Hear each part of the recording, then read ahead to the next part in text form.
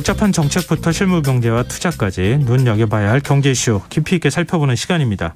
경제읽기 경향신문 박병률 경제부장 전화로 만나보겠습니다. 안녕하세요. 네, 안녕하세요. 예, 여야가 오늘 내년도 예산안에 합의했는데요. 내용부터 좀 살펴볼까요? 네, 일단 그 예산안부터 한번 보셔야 될 것 같은데요. 예. 이 정부안이 639조 원을 냈는데 이 중에서 4조 6천억 원을 감액을 했고요. 그러면서 또 국회가 3조 5천억에서 4조 원 가량 또 증액시킨 것으로 알려져 있습니다. 아마 요 예산은 아마 지역 예산이 될 것 같습니다. 그래서 아마 총 예산 규모는 정부안보다 소폭 줄어들 것으로 보이는데 뭐 사실상 규모는 원안 그대로 간다 이렇게 보시면 될 거고요. 네. 그리고 오늘 이제 합의 내용이 국가 채무와 그리고 국채 발행 규모는 정부안보다 늘리지 않도록 이렇게 했습니다. 일단 늘린 총액보다도 역시 이제 궁금한 게 그럼 내용적으로 뭐가 달라졌느냐 아마 이런 부분일 텐데요. 이번 그 예산안 심의 과정에서는 이제 민주당 쪽에서 복지 예산을 많이 좀 증액해달라 이런 요구를 했습니다. 예. 이번 일각에서는 이제 이재명 표 예산이다. 뭐 이렇게 또 정치적으로는 이런 또 꼬리표가 붙기도 했습니다만 여하튼 상당 부분 여야가 합의를 상당히 했다. 이렇게 말씀을 드릴 수가 있는데요. 일단 논쟁이 됐던 게 그 지역사랑 상품권, 그러니까 이른바 그 지역화폐인데 이게 원래 이제 정부가 예산 7천억 원 전액 삭감하겠다 했던 내용입니다. 네. 근데 이번에 딱 절반 3,500억 원 정도 되살리기로 여야가 합의를 했습니다. 그리고 또 그 공공형 노인 일자리 지원 이것도 여당에서는 삭감하겠다 했던 내용들인데요. 이것도 950억 원 정도 살아났습니다. 그리고 이제 쌀값 안정화 예산 400억 원도 늘리기로 했습니다. 민주당 쪽에서 강하게 요구를 했고 또 여당 쪽에서는 이런 이제 그 국회 합의 정신 바탕으로 합의를 해줬고 이와 함께 또 현장에서도 갑자기 예산이 삭감되는 데 대한 그런 부담을 인정하겠다. 그러면서 이제 전향적으로 같이 이제 검토를 한 겁니다. 그 밖에 이제 기초연금 부부 감액을 폐지하는 문제라든가 그리고 또 이 단계별 인상한 방안 민주당이 요구를 했는데요. 네. 요거는 이제 계속 논의하기로 이렇게 결정이 됐습니다. 예. 특히 이번 예산에서 이제 그 이슈가 됐던 게 그 행안부, 경찰국 그리고 법무부, 인사정보관리단 운영경비 예산이었는데요. 네. 요거는 이제 또 민주당 쪽에서 또 양보를 해서 50% 일단 반영하기로 했고요. 정부도 역시 그 50% 정도 이제 양보해서 일단 50% 줄어든 금액을 일단 받아들이기로 했습니다. 상당히 여야 입장에서는 받을 건 받고 또 양보할 건 양보했다 이렇게 보시면 될 것 같습니다. 예산 부수 법안 가운데 법인세 이거 어떻게 정리된 겁니까? 네, 이게 그 가장 큰 쟁점이었는데요. 네. 현행급 과세 표준 구간 그대로 유지하면서 모든 구간에서 1%포인트씩 세율을 인하하는 방안으로 이렇게 최종 결정이 났습니다. 이게 지난번에 그 김진표 국회의장이 냈던 바로 중재안 그것도 여야가 그대로 받았다 보시면 되는데요. 네. 이게 원래 이제 정부안은 과표 3천억 원 초과 대기업에 대해서만 최고세율을 25%에서 22%로 3%포인트 인하를 하고요. 예. 나머지 기업들은 이제 과표 구간을 조정해서 세금을 인하하는 방안이었는데 이 부분에 대해서 민주당이 이거는 뭐 완전 뭐 초부자 감세다 이러면서 끝까지 반대를 했습니다. 그 결과 이제 양당이 그 국회의장이 제안한 대로 모든 세율 구간에서 1%포인트 인하하는 방안으로 이제 합의를 했습니다. 네. 그래서 뭐 지금 세율 10% 내는 그런 구간에서는 9%가 되는 거고요. 20% 내는 법인세 구간에서는 19%, 22%는 21%, 그리고 이제 3천억 원 초과 25% 같은 경우는 이제 24% 이렇게 각각 1%포인트씩 이제 인하가 됩니다. 이제 이렇게 되면 이제 세수가 더 궁금한데 세수는 이제 세수 감소폭이 이제 소폭 줄어들게 됩니다. 원래는 이제 그 최고세율 3% 구간에 있는 기업들이 내는 그 법인세가 상당히 많은데요. 예. 여기서 이제 1%포인트밖에 인하를 안 하기 때문에 전체적으로 세수 감소 규모는 좀 줄어든다. 이제 이렇게 보시면 될 겁니다. 원래 정부안은 5년간 한 28조 원 정도 법인세 감소할 거다 봤는데 요거보다는 뭐 한 조금 더 적은 한 10조 원 정도 줄어들지 않을까 지금 이런 얘기가 나오고 있고요. 네. 그리고 또 마지막으로 기업 관련돼서는 이제 그 가업 상속공제라는 게 있습니다. 네네. 네, 후계자가 기업을 이어받아서 이제 일정 기간 기업을 영위하면 그 상속세를 깎아주는 건데 네. 원래 정부는 이 적용하는 대상 기업, 이 중견기업의 범위를 현행 매출액 4천억 원 미만에서 1조 원 미만 기업으로 이렇게 대폭 확대를 다루고 있습니다. 네. 근데 여기에 대해서도 민주당이 이러면 너무 이 대격까지도 해당된다 이렇게 반발을 해서 5천억 원 미만으로 확대하는 것으로 서로 좀 절충을 했고요. 또 공제액도 현재 500억 원인데 이거를 1,000억 원으로 정부는 늘리려고 했는데 민주당 이름이 너무 과도하다. 상속세 공제가 과도하다라고 주장을 해서 600억 원 정도 늘리는 것으로 이 여야가 합의를 했습니다. 그동안에 언론에 알려지지 않았던 내용들이 굉장히 많이 들어가 있어서 세부 내용을 가지고도 서로 간에 줄다리가 있었다는 걸 다시 확인할 수 있게 됐는데요. 그리고 지금 아무래도 그 종부세, 부동산 보유세와 관련해서 이거 어떻게 될 건가 관심 있는 분들이 많았을 텐데 네. 종부세는 어떤 방식으로 바뀌게 되는 겁니까? 네, 아무래도 제 관심이 종부세일 텐데요. 예.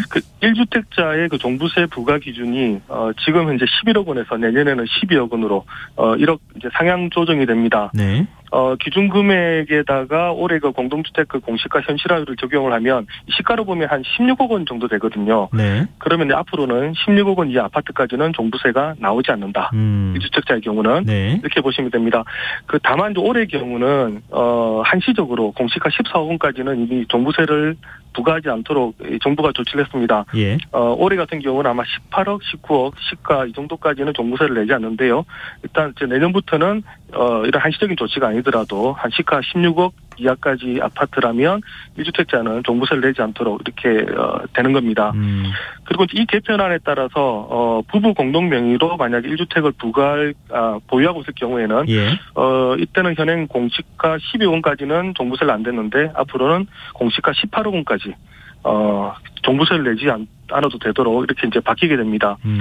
그리고 또 2주택 이상 보유 가구에 대해서도 이 종부세 기본 공제 금액이 현재는 6억 원인데요.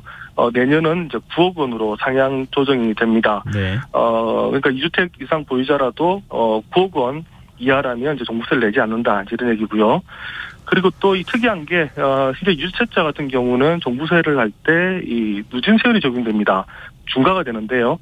가격에 따라서 적게는 1.2%, 많게는 6.0%까지 종부세를 내는데 예. 내년부터는 1주택자와 같은 똑같은 일반 세율이 적용이 됩니다. 이렇게 되면 적게는 0.6%, 많게는 3.0%인데 지금보다 세율이 절반으로 깎인다 이렇게 보시면 됩니다. 네. 그래서 제가 시뮬레이션을 해봤는데 서울의 공시가 18억 아파트 그리고 26억 아파트 이 두 채를 보유한 2주택자의 경우는 예. 올해는 종부세가 한 7천만 원 나오는데 이렇게 개편이 되면 내년에는 2,100만 원으로 거의 한 7%가량 많이 줄었네요. 네, 종부세가 5천만 원 가량 이렇게 줄어듭니다. 사실상 거의 이제 종부세 부담이 많이 줄어든다라고 보시면 되고요. 예.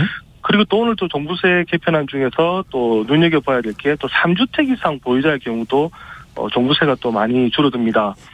조정 대상 지역 내 3주택을 갖고 있더라도 이제 주택 보유 여부와 상관없이 합산 가격에 따라서 이걸 중과하느냐 마느냐 이렇게 적용하겠다 오늘 밝혔는데 네. 이 3주택을 보유했더라도 이 과세 표준이 12억 원 이하의 경우는 1주택자와 똑같은 일반 세율을 적용하기로 했습니다. 이 과세 표준 12억 원을 공시가로 환산하면 한 24억 원 정도 되는데요. 예. 그리고 이제 이거를 시세를 우리가 적용하면 3주택 이상 보유자라도 합산해서 이 세 채 가격이 34억 원 정도 이하라면 1주택자랑 똑같은 세율로 종부세가 이제 부과가 된다. 이제 이런 얘기입니다. 다만 이제 이 과세 표준이 12억 원을 초과하는 3주택자의 경우는 이제 금액 구간별로 적게는 2%, 많게는 5%의 중과세율이 적용이 되는데요. 하지만 이것도 역시 이제 현행 같은 경우는 적게는 3.6%, 많게는 6%였으니까 또 많이 또 세율이 낮아진다고 봐야 됩니다. 저희가 아직 그 3주택자의 경우는 시뮬레이션을 못 해봤는데요. 네. 아마 3주택자의 경우도 절반 이상 종부세가 줄어들도록 아마 그렇게 될 것 같습니다. 집 가격이 비싼 사람일수록 그리고 주택을 더 많이 갖고 있는 사람일수록 훨씬 더 세금을 많이 혜택을 본다. 네. 감면 혜택을 많이 보게 된다. 이런 얘기가 되는 거네요. 이것도 좀 논란이 약간 있을 것 같은데요. 네. 네. 그리고 금융투자소득세, 금투세 이것도 사실 여야 간에 이제 논란이 많았던 거잖아요. 네. 이거 아마 주식 투자하는 분들 중에 좀 관심이 있는 분들이 많았을 텐데요. 이 주식이나 채권이나 펀드 여기에서 이제 금융투자로 얻는 소득이 5천만 원을 넘는 경우에는 20% 그리고 3억 원 초과하면 25% 양도소득세를 내년 1월 1일부터 부과하겠다. 이게 이제 금투세였습니다. 네. 이걸 이제 2년 유예하기로 여야가 이제 합의를 했습니다. 이 현재 주식시장이 안 좋은 상황이라서 지금 금투세를 시행할 경우에 큰 손들이 떠날 수가 있고 그랬을 경우에 이제 시장이 위축될 수 있다 이러면서 이제 반대하는 의견이 많았는데 이걸 받아들인 겁니다. 다만 이렇게 이제 금투세 시행을 2년간 유행은 합니다만 현행의 그 주식 양도소득세는 이제 그대로 유지가 됩니다. 현행 세법을 보면 그 코스피 상장사 지분을 1% 이상 혹은 코스닥 상장 지분을 2% 이상 보유하거나 보유 금액이 10억 원을 넘게 되면 대주주로 분류해서 20에서 25% 이 주식 양도소득세를 부과를 하고 있습니다. 네. 사실 이건 그 개미 투자자들과는 상관이 없고요. 그렇죠. 이 주식이 이제 많은 분들의 세당이 되는 건데 요 기준은 이제 그대로 유지하겠다 했습니다. 원래 정부는 이 보유 금액, 보유 종목의 그 금액을 100억 원 이상 이렇게 확대하게 됐는데 요거는 이제 민주당의 주장대로 그냥 10억 원 그대로 유지하기로 했다고 보시면 되고요. 다만 이제 증권거래소의 경우는 현재 0.23%가 부과가 되는데 2023년에 0.2%, 2024년에 0.18% 그리고 2025년에 0.15%로 단계적으로 증권거래세는 인하하기로 합의를 했습니다. 일단 뭐 다른 것보다도 이 금투세 아마 유예될 거라고 얘기는 많았습니다만 확정이 되지 않아서 불안정성이 많았는데요. 어쨌든 오늘 이게 확정이 됐기 때문에 하나의 이제 이 불확실성은 해소가 됐다 이렇게 보시면 될 것 같습니다. 네. 근데 오늘 여야 합의안 어떻게 평가하세요? 네, 이 전반적으로 보면 원래 이제 법정 시한이 12월 2일인데 20일 지나서 지금 타결이 됐습니다. 2014년 국회 선진화법 시행 이후에 이렇게 지금 늦게 통과된 게 지금 처음인데요. 이제 그럼에도 불구하고 어쨌든 합의 처리가 됐다는 점은 뭐 좀 다행스럽다 이렇게 좀 평가를 해야 될 것 같습니다. 네. 만약에 내일까지 양당 합의가 되지 않으면 국회의장이 본회의 무작정 이제 개의하고 또 야당이 수가 많기 때문에 일방 통과시키겠다 이렇게 지금 대치를 하고 있었는데요. 만약 그렇게 됐으면 또 여야 모두 국민들에게 실망을 주고 또 이제 비판을 피하기 어려웠을 텐데 어쨌든 양당이 조금씩 양보를 하면서 합의 통과했다라는 부분은 저희가 또 좋게 평가를 해야 될 것 같습니다. 다만 이제 마지막으로 그 각 당의 또 추인이 필요한데 일단 뭐 별 문제가 없다면 이제 내일 오후 6시에 본회의를 열고 이 법안은 통과가 됩니다만 혹시나 또 내일 오전 중에 또 다른 얘기가 나오면 또 통과가 안 될 수도 있습니다.